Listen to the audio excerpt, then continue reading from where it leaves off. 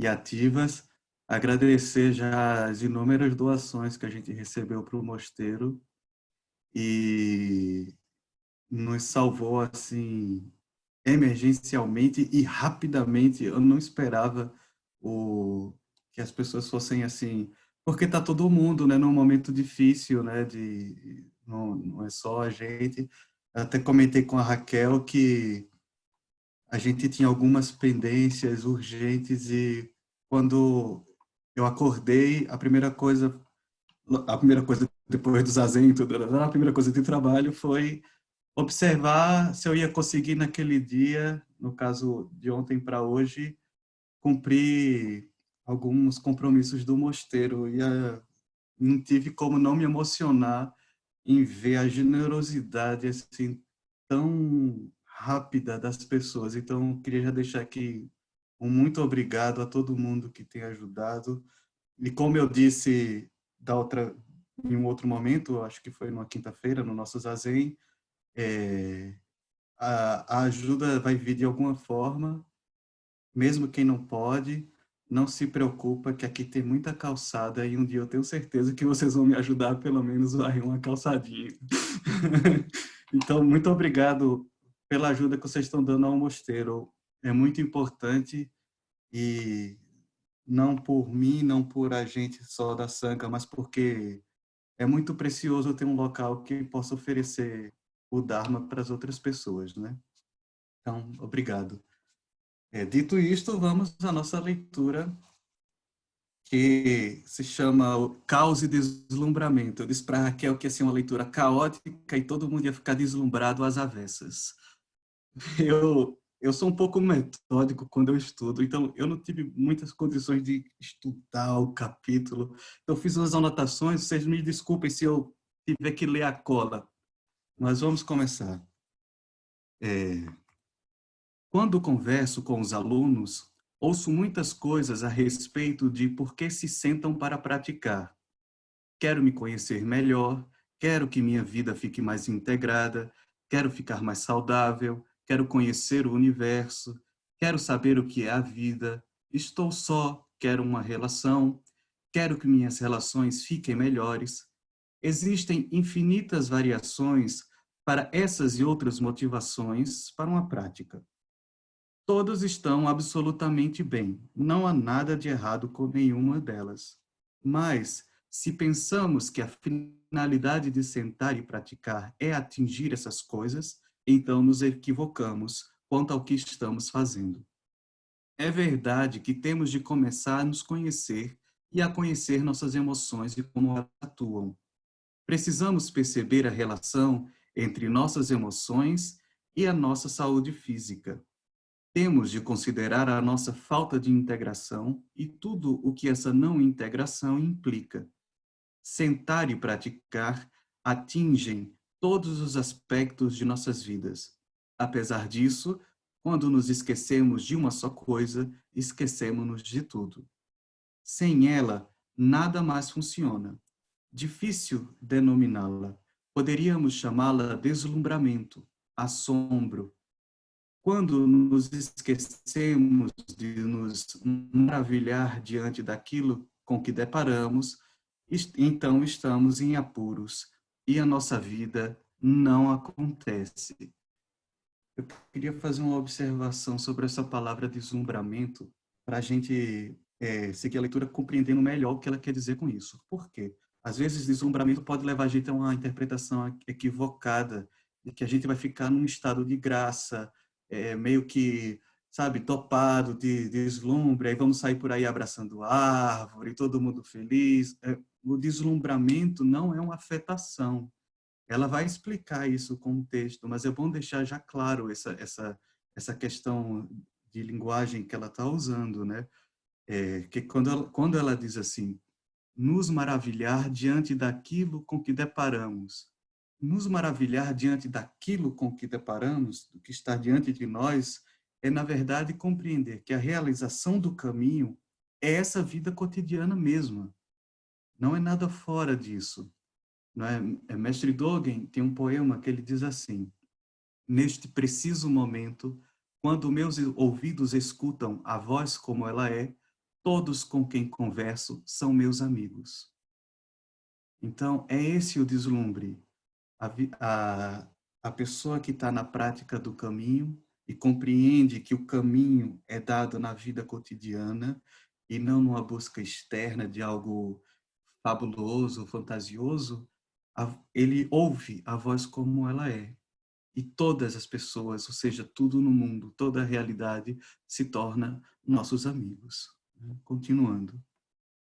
É verdade que, através da prática, necessitamos efetuar um bom contato com aquelas coisas que mencionamos antes, emoções, tensão, saúde, entre outros fatores. Enquanto não estivermos habituados a fazer essas ligações, o deslumbramento não aparece. Nossa ligação, porém, não tem de ser completa. No entanto, só quando não estamos nos afobando por causa dessas coisas é que enxergamos o deslumbramento. Por exemplo, se eu estou com alguém que me irrita, esqueci o deslumbramento que ela é. Outro exemplo, a maravilha de fazer um serviço que não quero fazer. Ontem, decidi limpar aquele espaço que fica embaixo da pia. Essa é uma coisa que prefiro esquecer de fazer. No entanto, havia nisso também um deslumbramento diante daquelas partículas de sujeira e outras coisas que encontrei. Quem já abriu aquele caninho embaixo da pia sabe que não é nada agradável, né? Mas Mestre Tokuda diz que isso aqui é o trabalho cotidiano. Esse trabalho de cotidiano, de limpeza, de cuidar das coisas, no mosteiro a gente chama de SAMU, né? Mestre Tokuda diz que SAMU é limpar onde ninguém vê. Aquele espaço que ninguém vai ver que você limpou. Esse é o verdadeiro SAMU. Então, é abrir o caninho lá e meter o dedo naquela sujeirinha e não achar que aquilo é nojento. Porque não é nojento. Nojento é só a nossa compreensão, né? Continuando. O deslumbramento não é algo diferente daquilo que fazemos. O deslumbramento não é algo diferente daquilo que fazemos. Pensamos que o deslumbramento é um estado estático. E o deslumbramento pode ser mesmo um êxtase. Dirigir pelas montanhas rochosas com o panorama do Grand Canyon, essas cenas são tão espetaculares que por um momento vemos o deslumbramento que há nisso. Essas vivências podem conter uma poderosa dimensão emocional, mas o deslumbramento não é sempre emocional. Nem nós conseguiríamos passar todo o nosso tempo em tal estado emocional. Isso, acho que a gente poderia até colocar como naquela lista das doenças Zen, né? Provavelmente vocês já podem já ter ouvido falar sobre isso, sobre doença Zen. Às vezes as pessoas começam a praticar e ficam tão assim tocadas com aquilo que esse tocado se torna uma afetação que torna uma doença Zen. A pessoa começa a ficar obcecada por aquilo, começa a achar que sabe de alguma coisa, e ela começa a ver iluminação em tudo e esquece de lavar o prato. Então, é mais ou menos isso, né? Podemos pensar que o deslumbramento só é encontrado em certas atividades especiais. Talvez os artistas e os músicos achem fácil enxergar o que é deslumbre, mas só um contador, onde é que está o deslumbramento disso? Mesmo que os músicos e artistas entrem de fato em contato com o deslumbramento em suas áreas específicas, podem não vê-lo em outras. Podemos, por exemplo, ter a impressão de que físicos outros cientistas estão muito distantes do deslumbramento da vida. No entanto, conheci alguns físicos e descobri que é muito importante para eles que uma solução seja elegante. Eis aí uma palavra interessante de surgir no meio de um monte de matemáticos e computadores. Certa vez perguntei a um físico por que ele usava essa palavra. Ele disse apenas: toda boa solução tem de ser elegante. Quando lhe perguntei o que isso queria dizer, ele respondeu que elegância significa ir decantando até a essência, para que não se fique com coisas extras. Isso contém um deslumbramento. Não sei se todos já puderam participar de um sesshin. No sesshin e no Zen como um todo, há um monte de regra de etiqueta. Postura, anda em chacho, né? Tudo muito alinhado, você anda em linha reta, você não faz movimentos extras, né? É, essa é a elegância. E quando ele falou isso, e decantando até a essência, é isso. Você não coloca nada de extra. Você vai refinando. É um estado refinado. E esse refinamento é que vai levando a mente ao estado do deslumbramento. A solução pode não ser nem verdadeira. Os físicos lidam com teorias. Em certo sentido, nenhuma fórmula é verdadeira. Não há nada de verdadeiro também em nenhum relacionamento. Mas neste momento, um relacionamento pode ser simplesmente deslumbrante. Se não nos damos conta disso, não nos damos conta do que é a nossa prática. Prática é a vida em sanga. Então, não adianta fazer aquele zazen lindo e maravilhoso e se relacionar com as pessoas com aspereza, né? Então, se a gente não se dá conta das nossas relações, se a gente não consegue ver a prática nas nossas relações como sanga, então isso não é prática, né? Estamos apenas atuando, não estamos aprofundando no caminho. A prática não é estar simplesmente integrado ou em bom estado de saúde, ou ser uma boa pessoa, embora todas essas coisas façam parte da prática.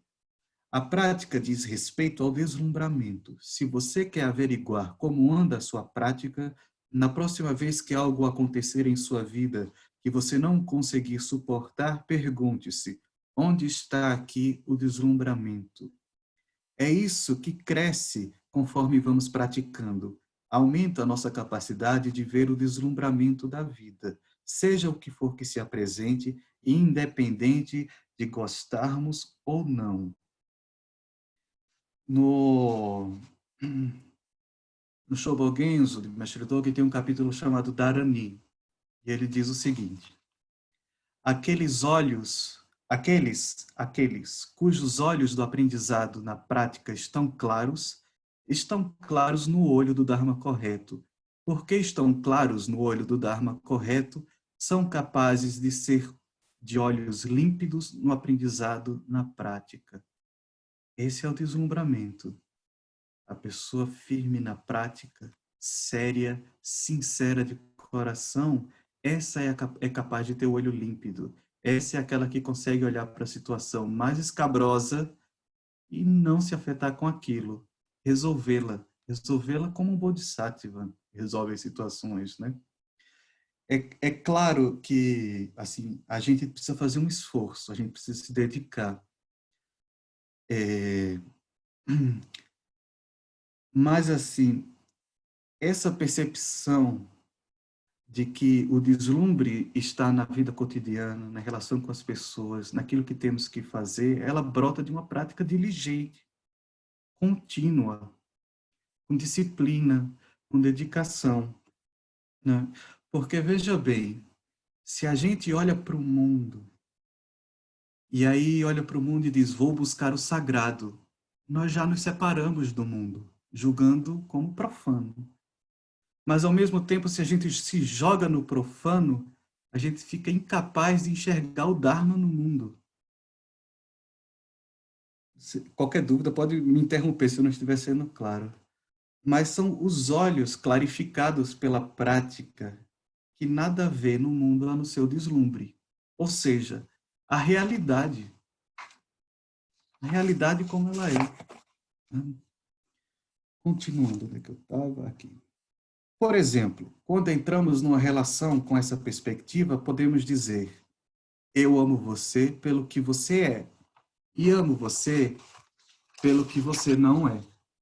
Em lugar de encontrar os defeitos, você fala demais, você não fala nada, você deixa suas roupas por toda parte, você nunca limpa a mesa da cozinha, você me irrita o tempo todo. O deslumbramento brilha e atravessa as camadas. Eu amo você pelo que você é e amo você pelo que você não é. Como sabermos se a nossa prática é uma prática real? Só por uma coisa. Vemos cada vez mais o que é deslumbrante. Qual é o deslumbramento? Eu não sei. Bom, se ela não sabe, vamos parar por aqui e cada um vai tentar descobrir e depois volta para dizer, porque a professora não sabe. Mas veja, ela continua: não podemos saber essas coisas através do pensamento, mas sempre sabemos quando é verdadeiro. Tem um rap que fala assim: If you know, you know. Se você sabe, você sabe. Por quê? Porque essa é uma sabedoria que emerge da prática, sabe? Não é uma sabedoria que emerge de uma briga intelectual para entender o caminho. Embora seja extremamente importante estudar o caminho, porque a gente precisa saber por onde trilhar, a experiência última, ela não vai brotar desse intelecto, ela vai brotar de uma experiência direta, né? Tem o Sutra de Vimalakirti, pelo menos numa das versões que eu li, tem uma frase que diz assim: quando a mente é pura, a terra é pura.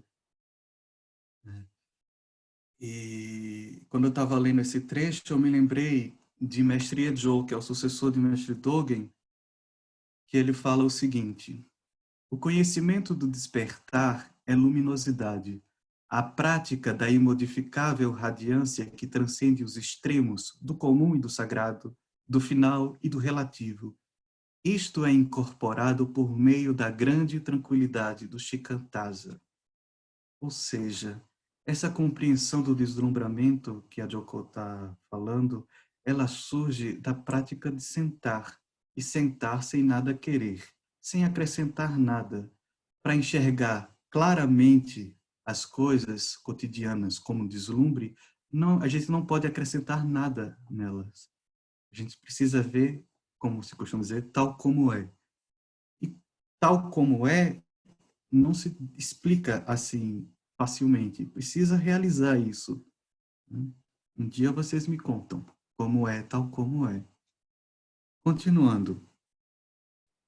Às vezes não consigo enxergar de jeito nenhum o que há de deslumbrante, embora eu o consiga muito mais do que há 5 anos. Uma prática verdadeira desloca-se ao longo de um contínuo, o caminho de um contínuo a caminho de um teor cada vez maior de percepção consciente do deslumbramento. Não estou dizendo viver num estado de graça de alguma espécie. Pode ser enxergar o deslumbramento de uma pessoa de quem não gostamos. Mas que coisa maravilhosa, ela é exatamente como ela é. Ou podemos encontrá-lo em alguém que tem uma doença grave.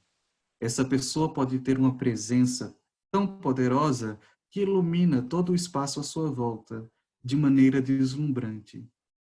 Imaginem só, o Buda, quando despertou, né, ele teve uma compreensão profunda das 3 marcas da existência. E a primeira que a gente fala é a impermanência. Como se deslumbrar com a impermanência? A segunda, o anatta, né, o não eu, tá normalmente traduzido como não eu. E a outra, dukkha, que é a insatisfatoriedade, o desajuste. E aí você olha isso e pergunta: onde há deslumbre nisso, pelo amor de Deus? Tudo acaba, nada tem essência que vai perdurar, e a vida como está é um desajuste. Mas essa é a realidade tal como é.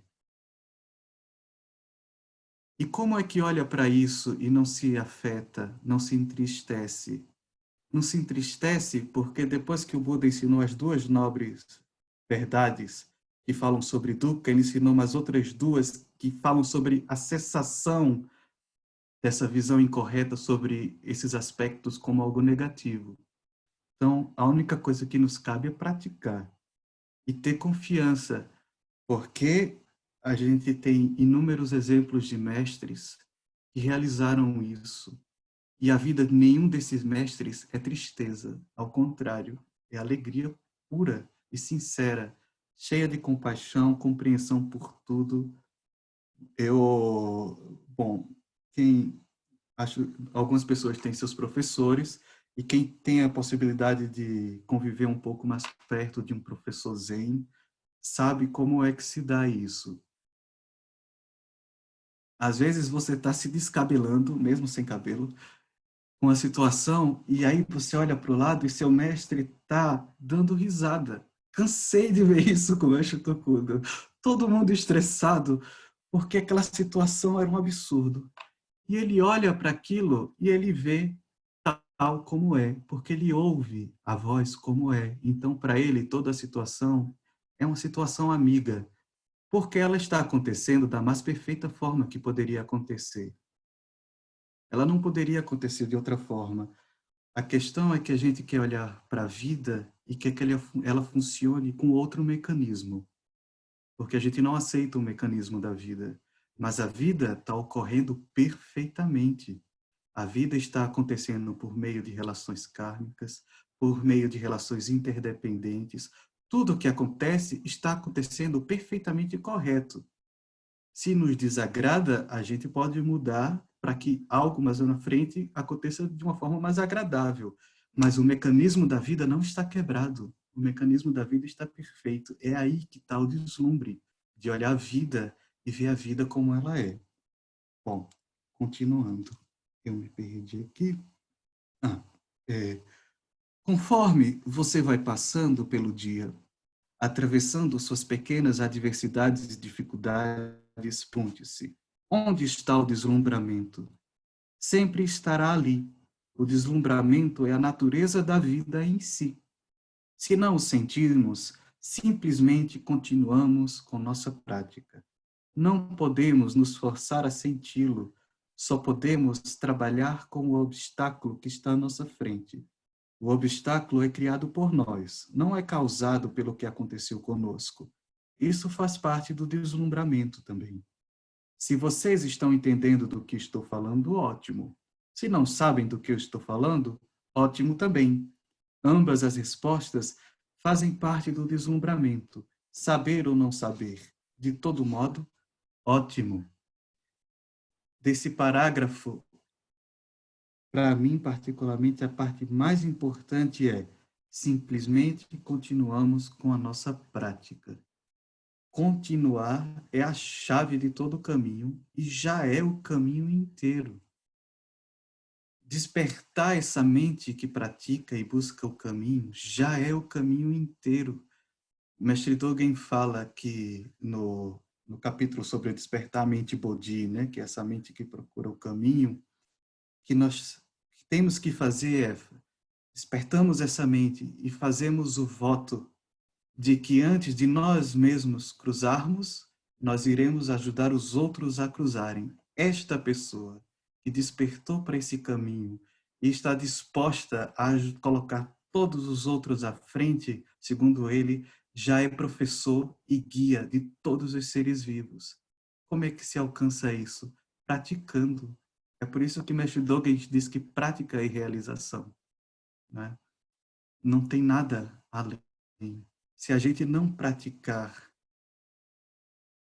crendo e realizando que essa prática é realização, a gente vai ter um caminho inteiro de frustração pela frente, porque a gente nunca vai ser capaz de abandonar o nosso ponto de vista para que essa prática realização transborde por meio de nós, né? E continuar praticando. Essa é a coisa mais importante, continuar praticando, continua, continua. Por quê? Porque é o que nos cabe. Se nós somos praticantes budistas, o que é que nós temos que fazer se não praticar o budismo? Em todos os seus aspectos, em todos aqueles 8 caminhos que o Buda ensinou. Né, o Buda, inclusive, quando ele ensina no Satipatthana Sutta, né, que é o sutra que fala sobre a atenção plena, ele diz que a gente deve praticar de forma ardente, plenamente consciente, com atenção plena, ou seja, vigilante, tendo colocado de lado cobiça e o desprazer pelo mundo. Vou destrinchar. De forma ardente, é esforço contínuo e correto. Nada mais é o que Mestre Dogen chamou de Gyoji, é a prática incessante. Claramente compreendendo é deixar cair corpo e mente, porque claramente compreender vai se dar pela experiência da prática, da realização na prática. Com a atenção plena, vigilante, é guardar o Dharma no coração em todos os segundos. Remover a cobiça é sentar em shikantaza. Você não senta em shikantaza querendo barganhar com o zazen. Você senta. E remover o descontentamento a respeito do mundo é quando prática e realização não são distintas. É quando não tem profano e nem sagrado. É quando não tem você, nem Deus, nem Buda, nem discípulo. É só isso. Como é que se compreende isso e se realiza isso? Praticando. Eu não sei outro método, eu não tenho muito o que falar, mas o deslumbramento que se daria no caos, na verdade, não existe. Não existe caos, não existe deslumbramento. O que existe é a percepção de uma visão clara, uma visão que emerge da prática, uma visão que emerge de Prajnaparamita. Então, essa pessoa que tem essa visão, ela não vê deslumbramento, porque ela não vê caos. Então, como é que pode ter o oposto do caos? Então, vem as perguntas agora. Eu gostaria de pulá-las. Eu sei que eu fui bem rapidinho aqui na minha leitura, mas o que eu queria deixar dessa leitura, pelo menos porque me tocou, é que façamos de todos os nossos relacionamentos os nossos amigos de prática. É só isso que importa. É só isso que a gente tem que trabalhar. A gente precisa sentar em zazen sem nenhuma ideia de ganho. E aí se abandona, como diz São João da Cruz, na noite escura. Essa noite escura, os sentidos silenciam. E aí você se esquece, na visão dele, até mesmo de Deus. Porque não faz sentido dizer Deus e eu estou aqui. Não faz sentido em dizer Buda e eu aqui. Essa prática que a gente faz é fazer, como diz o Mestre Sawaki, com o corpo de um ser humano, uma prática que não é diferente de Buda. Então, pratiquemos. É só isso que a gente tem que fazer. O deslumbramento é cruzar as pernas, sentar em postura correta, fazer o mudra e respirar. O deslumbramento é poder lavar o prato na cozinha na hora que ele está sujo. O deslumbramento é poder oferecer uma ajuda a quem está precisando. Esse é o deslumbramento, esse é o Dharma inteiro. Esse é o caminho do Bodhisattva, é o nosso caminho. Então, continuemos praticando. Era isso sobre as considerações que eu poderia fazer sobre essa leitura. Eu sei que não é muito, mas muito obrigado por terem ouvido.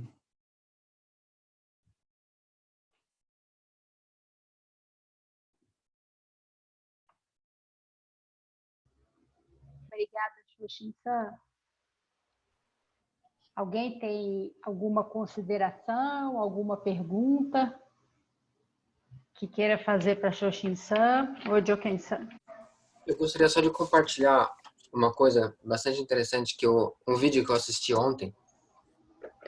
Eu não sei se alguém conhece, é um professor de orientador espiritual, não sei como dizer, chamado Eckhart Tolle. Ele tem um livro famoso que é O Poder do Agora, acho, não sei. Eu não cheguei a ler. Mas as falas dele são bastante interessantes. Eu estava ontem assistindo um vídeo dele, novo, que saiu. Eu acho que o vídeo é velho, mas a postagem é nova. E ele falando sobre o não sei, que apareceu no texto. Então eu vou compartilhar para... Cadê? Peraí. Cadê? Para quem quiser ver, vou colocar aqui no chat. Acho que é esse aqui. E agradecer Choshin-san pela lucidez nas palavras, pela clareza, porque é muito emocionante. Foi muito emocionante. Muito obrigado. Imagina.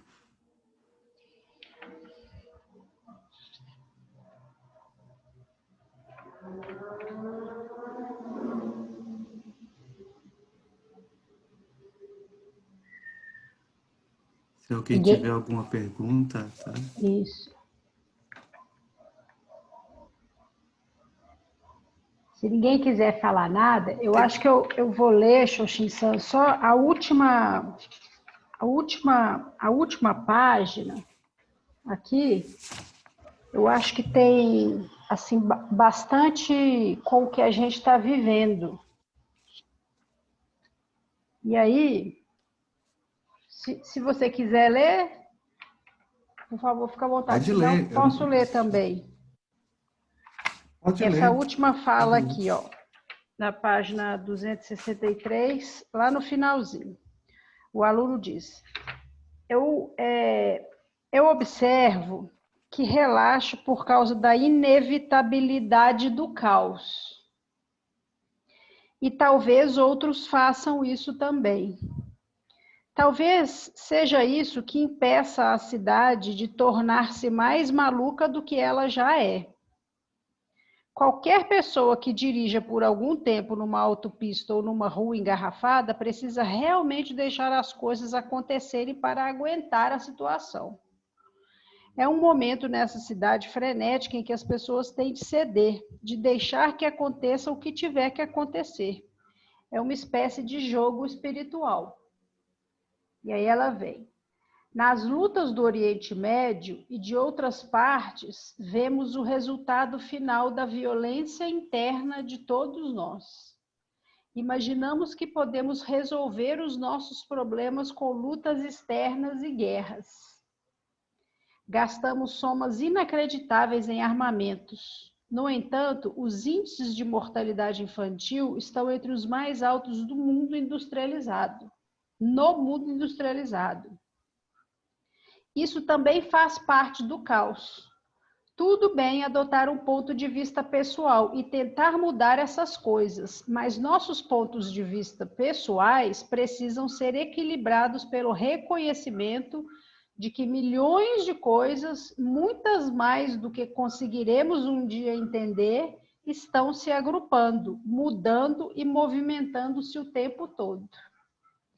Enquanto não encararmos a nossa própria situação, com todo o caos que existe em nossas próprias vidas, não poderemos fazer muito ou ser eficientes em outros lugares.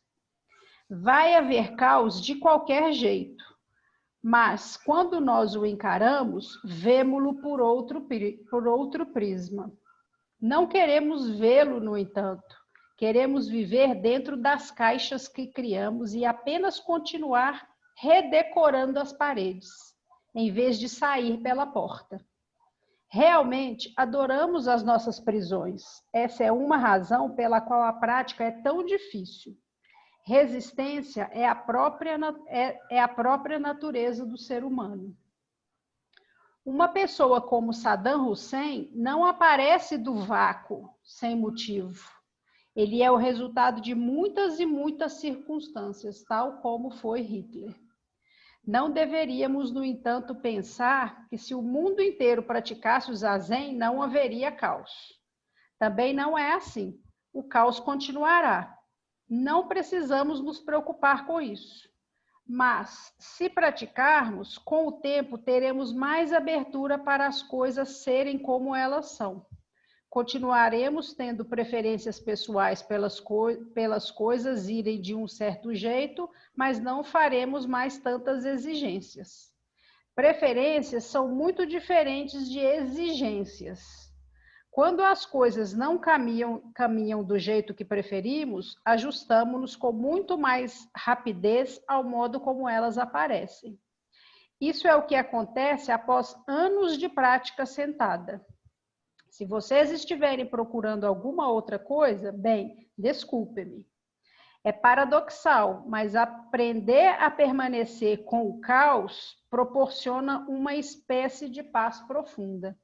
Porém, não é aquilo que costumamos imaginar para nós. Isso é o deslumbramento? Aí ela responde, isso é o deslumbramento. Eu achei essa última página bem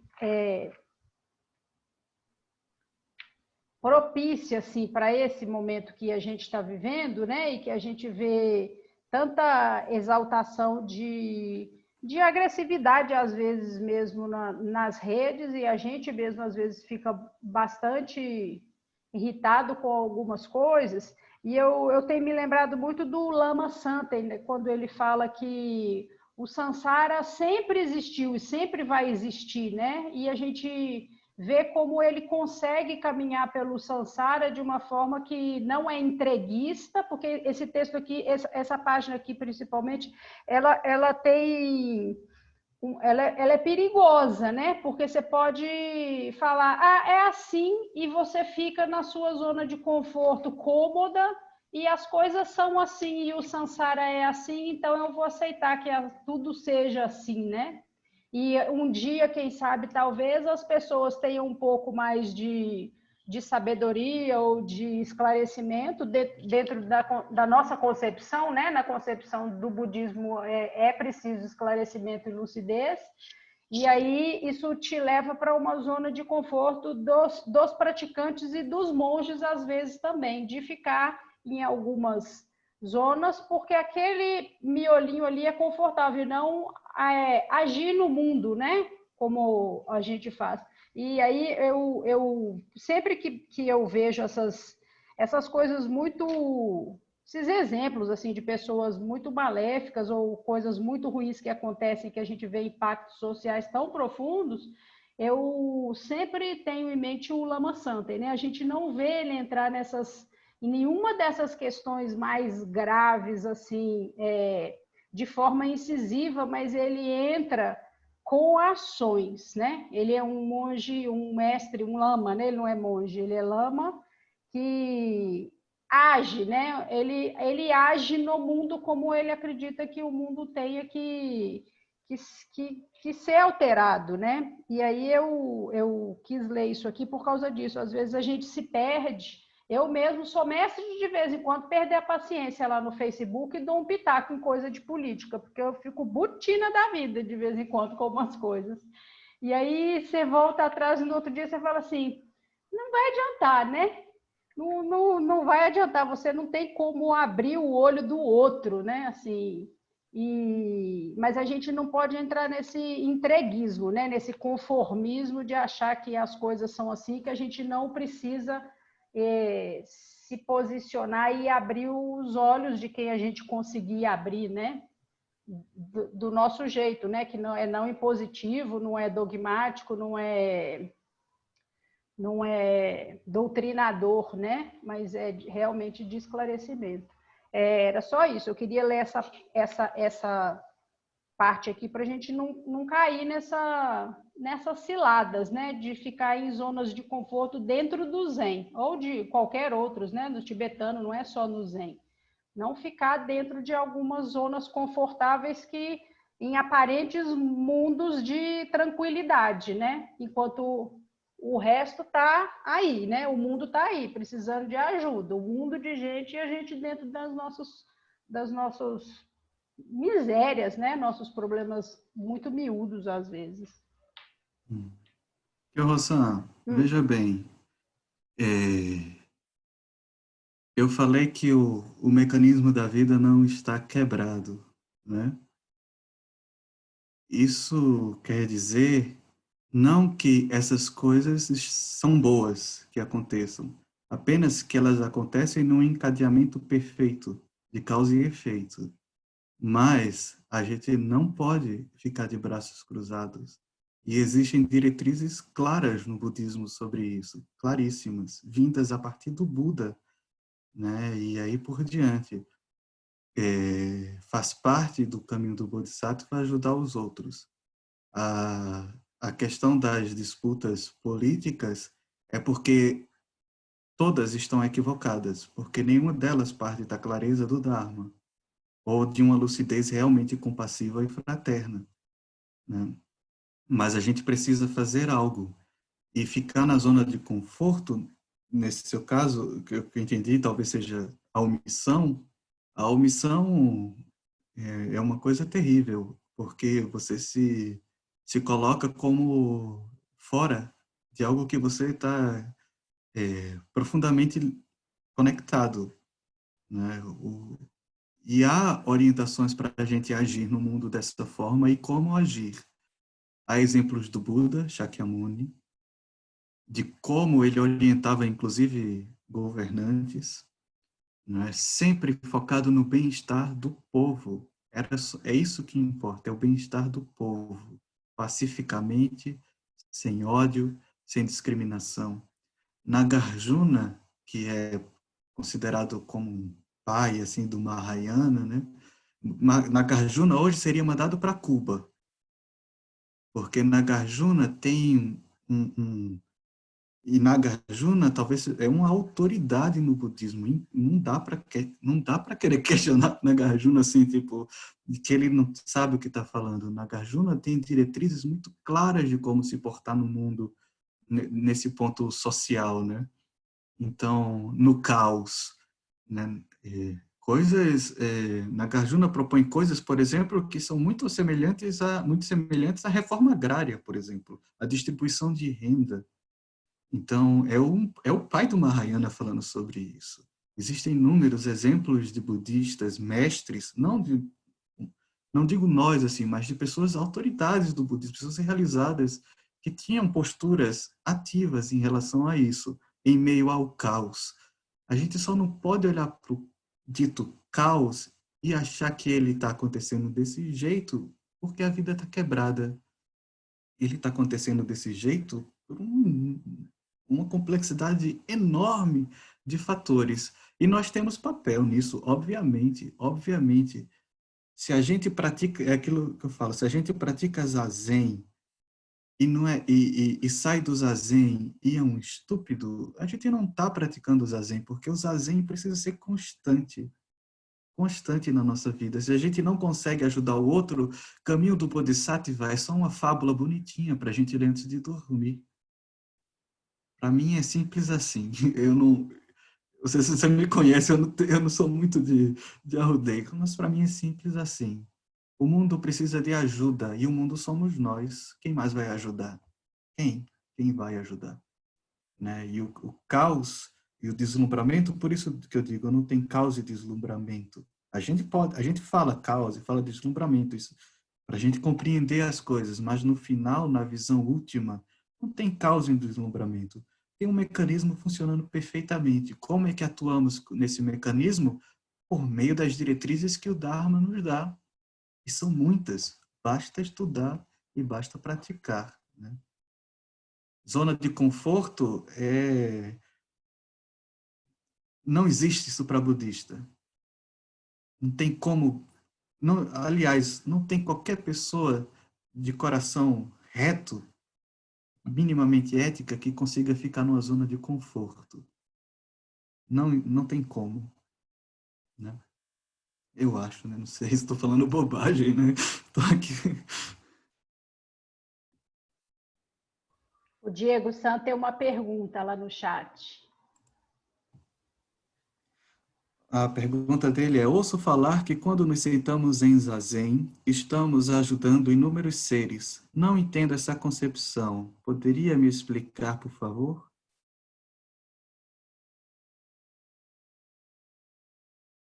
Diego, o Buda, quando ele despertou, ele colocou a mão no chão, tomou a terra como testemunha e disse: Eu, a grande terra e todos os seres simultaneamente despertos. E aí você se pergunta: mas eu continuo aqui nessa labuta do samsara, meu querido. Como é que eu me despertei naquele momento com o Buda?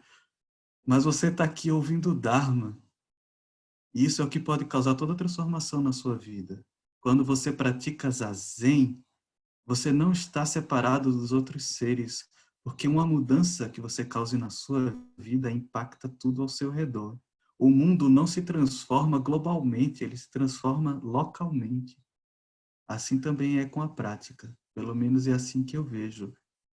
As virtudes de uma prática de uma pessoa, elas ecoam muito nos 3 tempos e nas 10 direções, como diz no budismo, porque não tem esse limite temporal e espacial.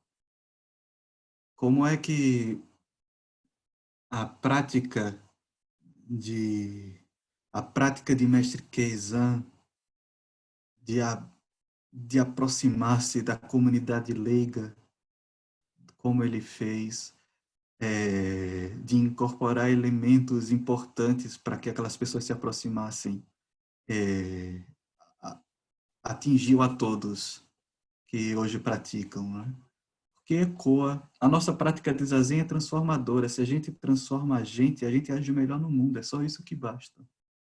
Pelo menos vejo assim. É lógico que tem um aspecto transcendente e a gente poderia falar disso de uma forma metafísica, mas eu prefiro me manter na análise do pé daqui, no plano pé no chão, não porque esse outro lado não exista. Existindo ou não, qualquer coisa que você faça aqui ajuda no mundo inteiro, reflete, reflete. Se não ajudasse, qual sentido faria de eu dar uma marmita para uma pessoa que está passando fome no meio da rua? A fome não vai deixar de existir. Mas esse ato reverbera no mundo todo, no mundo todo. Ele que muda.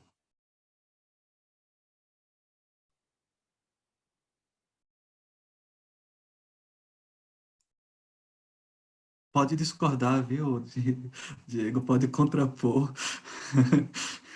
É só uma visão. Bom, de licença. Pelo que eu entendi, então não é no momento que estamos sentados. É a forma que a prática me transforma para ser uma pessoa melhor. É isso? É também isso, mas é no momento que está sentado também.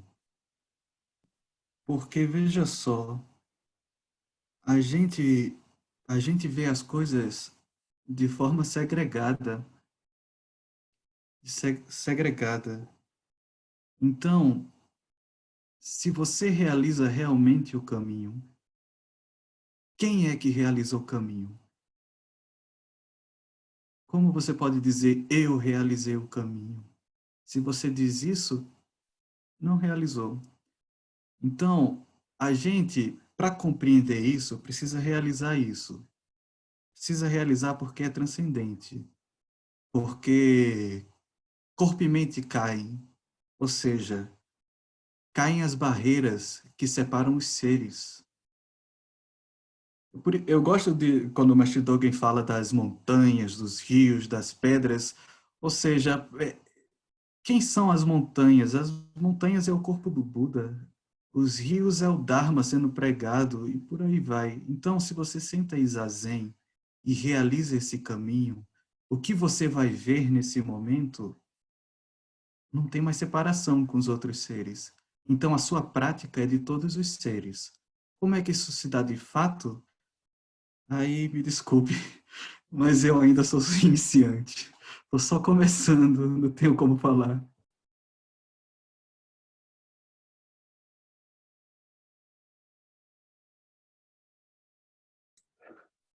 Com licença. Posso comentar também um pouquinho sobre isso? Por favor. É interessante essa pergunta que o Diego fez, porque é uma fala muito comum do Saikao Orochi, né? Que foi por muito tempo Sokan da América do Sul, lá em Abade no Bushindi, e sempre que ele estava lá, alguma hora ou outra ele acabava falando isso, e as pessoas que treinavam lá, né, que treinam lá, tiveram essa influência, também acabam falando, né? O Zazen salvando todos os seres. E recentemente, atualmente, ele é uma espécie de vice-abade de um mosteiro aqui no Japão, né? E ele escreve todo mês no jornalzinho desse mosteiro. Recentemente, ele escreveu para esse jornalzinho, e dentro desse texto dele, tinha a seguinte frase, que era mais ou menos assim: a melhor oferta que se pode fazer, a oferta no sentido de oferenda, de fazer que em japonês a gente chama de kuyo, né? Que é fazer uma dedicatória, uma cerimônia dedicatória, né? A melhor oferta que a gente pode fazer é compreender o nosso eu, né? O nosso verdadeiro eu. Então, por que que o Zazen, qual que é a palavra? Ajudar inúmeros seres, né? Como é que a prática do Zazen pode salvar inúmeros seres, né? Alguns encontros atrás, Konshan ele falou o seguinte, que salvar todos os seres é salvar os seres da nossa visão dual, da nossa visão errônea das coisas, né? Quando a gente olha essa pedrinha aqui, por exemplo, a gente esquece de olhar a pedrinha real e olha para ela do jeito que a gente quer. Eu gosto, não gosto, tem um valor afetivo, não tem. Qual que é a palavra que Choshin-san usou? É sagrado ou profano, né? A gente olha essa pedrinha do jeito que a gente quer. Mas quando a gente realiza, pelo menos é o que falo, né? Quando se realiza a compreensão do eu e dos outros seres ao mesmo tempo, essa dualidade passa a ser só uma ferramenta para o dia a dia e não a visão padrão, né? Então, como o Choshin-san colocou, quando o Buda Shakyamuni se ilumina, né? Ore Todai Chijodo, Chijodo sou eu, a grande terra, todos os seres, simultaneamente, neste momento, realizamos o caminho, né? Esse simultaneamente não é aquele momento há 2.500, 2.600 anos atrás que o Buda estava sentadinho lá e se ilumina. Esse simultaneamente é aqui e agora. Não é no passado, não é no futuro, não é no presente, é todo momento, né? Então, sentar em Zazen e se desfazer da distância entre o eu e o outro, isso por si só é salvar todos os seres. Quando a gente deixa todos os seres livres da nossa visão dual do universo, da nossa visão dual da realidade. E a gente passa a ver as coisas todas como elas realmente são, como o Diogo colocou no texto hoje. É muito bem colocado, né? Então, o Saikaroshi colocou essa frase bem interessante, né? A melhor oferta que a gente pode fazer é de fato, realizar o eu, né? Muito obrigado. Eu quero ser gente grande igual o Joken-san um dia, cara. Eu fico impressionado com a profundidade das coisas que ele fala. Eu Muita não dedicação, perde né? seu É tempo não, muita Josh. Você está no dedicação. caminho certo. Não perde seu tempo não, que você está no caminho certo. Não vai ficar dando volta igual eu tô, não.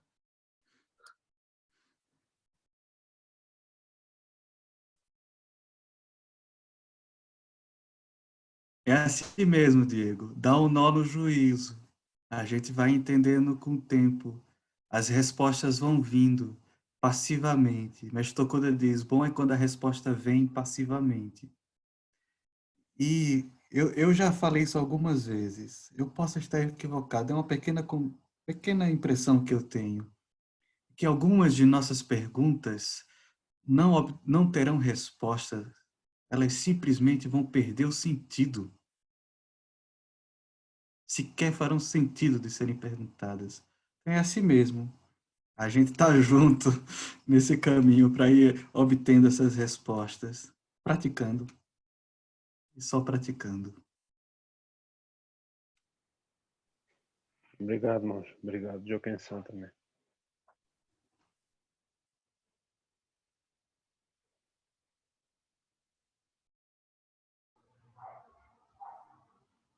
Alguém tem mais alguma pergunta, alguma dúvida? Shoei-san tá calado hoje, né, gente?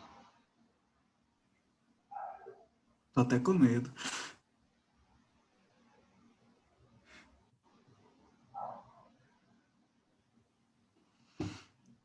Não? Então, se ninguém tem mais nada, Shoei só pode falar se quiser. Quem sou eu, né, para falar que ele pode falar, mas se quiser complementar ou se quiser finalizar, fica à vontade, né? A sala é sua, sinta-se o professor da sala. Semana que vem é Lama Tatim, viu, gente? Não percam. Ele é um mestre maravilhoso. Eu convidei no primeiro semestre, ele não aceitou, não. Porque ele não gosta de internet, não gosta mesmo. Shoei-san convidou, ele aceitou. Influencer, né? Influencer. Facebook influencer total.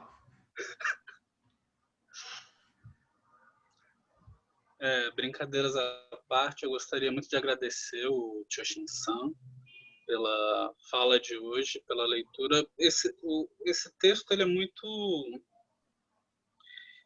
belo, né? Eu gosto da palavra belo porque ela é uma palavra que ela é usada para poucas coisas, pelo menos para mim, né? E eu acho esse texto belo. Como estudante de filosofia que fui um dia, né? E aprendi um pouco sobre estética, né? Esse texto ele fala no nosso coração, né? E a Charlotte Jokobek ela é muito cirúrgica nas palavras, né? Eu achei assim. E Choshin-san, eu só tenho a agradecer a você pela sua prática e pela sua dedicação, né? Assim, pelo seu entendimento, pelo seu esforço de se sentar e chegar em cima dos textos, né? Você vem com as referências, né? Que é pouca gente consegue, né? Você está citando Dogen pra gente, né? Isso são poucos, não se iluda, é pouca gente que consegue fazer isso, inclusive aqui no Japão, né? Eu posso te dizer assim, de mão cheia, poucos roshis conseguem fazer isso, né? Você estava citando Dogen aí de forma plena, então não se preocupe. Esses são meus elogios. Eu não tenho o que complementar a sua fala, porque a sua fala é o que é, né? É esse simultâneo, é esse agora, né? É isso. Não tenho o que falar. É isso, é sentar e viver. E aproveitar esse belo. Que os méritos de nossa prática se estendam a todos os seres e que possamos todos juntos nos tornar o caminho iluminado. Muito obrigado, boa noite a todos, se cuidem aí no Brasil e vamos seguindo. Como que o Rossan falou, semana que vem teremos Lama Tarde. Se todos puderem comparecer, será muito bom, porque ele é uma figura muito interessante.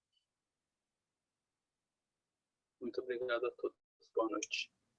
Boa noite. Obrigada, Choshin-san. Eu que agradeço. Querido. Obrigada. Boa noite, Obrigado, gente. Foi muito bom te ouvir. Obrigado, Obrigada, Joken-san. Bom dia. Tchau, todo mundo. Shoei-san, você está belo. Tchau. Boa noite. Boa noite.